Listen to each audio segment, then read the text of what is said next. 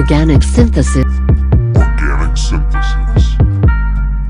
What is organic synthesis? Let's say that there are trees.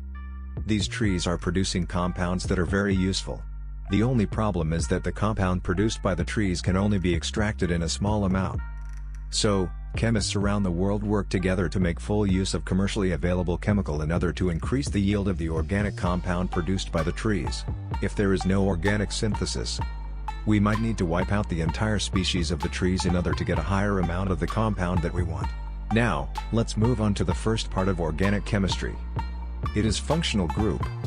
Functional group is very important in organic chemistry as it plays one of the major role in order to synthesis a specific compound. Each functional group has its own characteristics. In organic chemistry, a functional group is a specific group of atoms or bonds within a compound that is responsible for the characteristic chemical reactions of that compound. The same functional group will behave in a similar fashion, by undergoing similar reactions, regardless of the compound of which it is a part. Without organic synthesis, we won't be able to have some of our daily needs like perfume, shampoo and a lot more. For example, perfume, the fruity smell characteristic in ester helps to produce perfume as a result. But, in order to produce ester, we need to react carboxylic acid with alcohol. Esters are produced when carboxylic acids are heated with alcohols in the presence of an acid catalyst. The catalyst is usually concentrated sulfuric acid.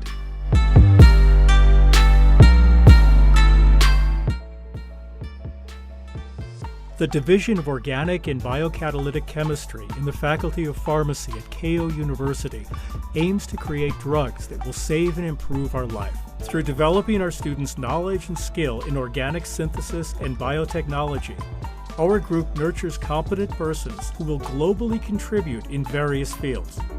昔は、なぜかわかんないけど物が腐ったり、それから、発酵したりパンができたりとかそうだったんですが、それには目に見えない小さい生命体微生物が関わっています。で、微生物は病気の原因ですが、と同時に例えばパンを作ったりお酒を作ったりいろんなことで役に立っています。これを応用微生物という分野ですが、それを微生物にとっては見たことも聞いたこともないような外来の有機化合物を与えて、それをいいものに変換するようなそういう研究というのを我々はやっています。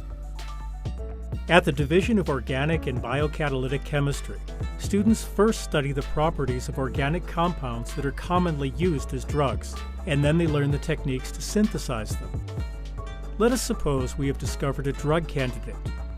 Of course, that drug will need to be analyzed, but this must be followed by research to adjust the pharmacokinetics, pharmacodynamics, and metabolism to make it into a practical drug. This is the process known as innovative drug development. During this process, various analogs of the lead compounds should be synthesized. At this stage, knowledge and prowess in organic chemistry synthesis are required. As an example, let us show the synthesis of Medetyline A. ここに示したマジンドリン類は北里大学の大村先生らによって見つけられた化合物で骨粗しょう症の薬として期待されています。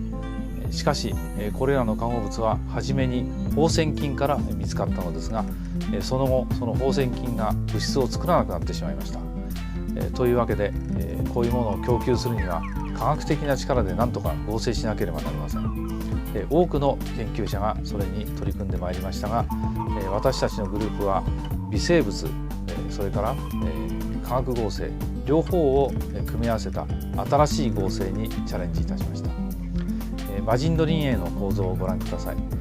左下の五角形の部分、それから右上のベンゼン環、それから五角形の部分がありますが、上の部分を取り去ったその右の化合物がこれがですね、大切な中間体として知られています。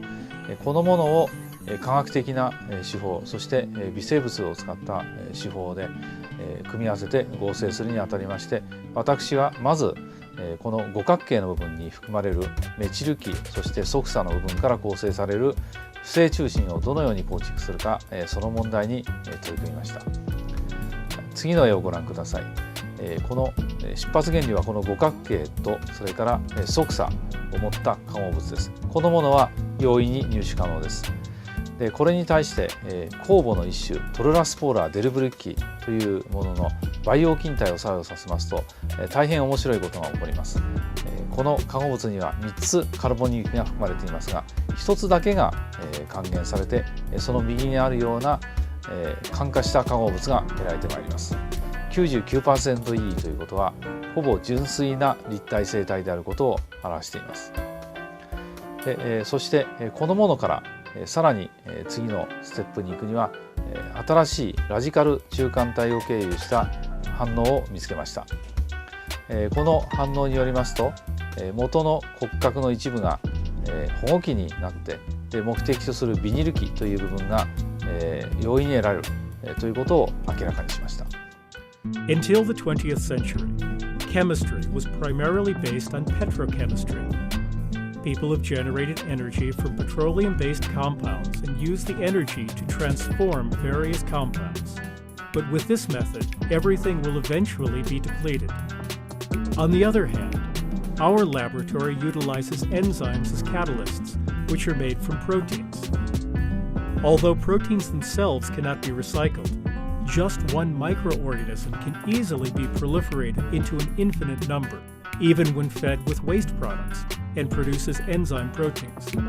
というわけでその微生物触媒というのは、これから再利用可能な触媒としてエネルギーそして資源に対しても大きな力になる、ことは間違いありません。ただしそれをただ発酵に使っていてはいけません。